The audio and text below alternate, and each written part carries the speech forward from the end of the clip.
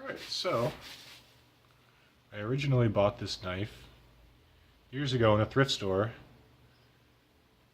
because, let me turn on the light, because I thought it looked cool, and then it was like, I don't know, almost like a small sword.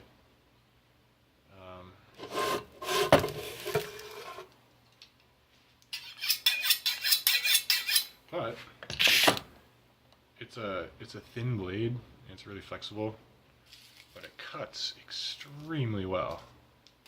I was just testing it. It's just cutting up some of this Amazon packaging so it's easier to throw away. And you know, it's fairly substantial material, a couple layers of thick plastic. And I don't know. Just goes right through it. I mean, not so good there, but you know. Dang, I was doing some real good ones before I turned on the camera, I swear.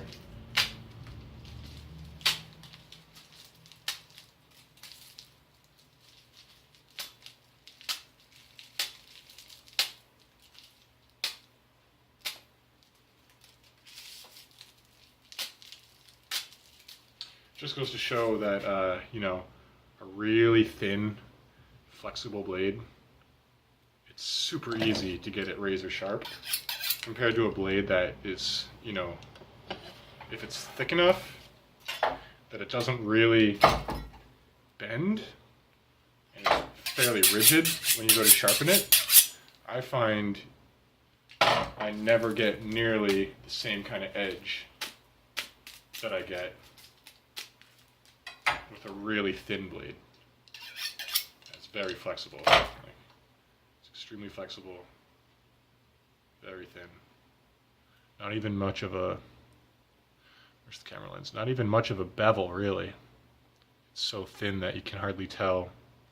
It looks like just a flat grind, but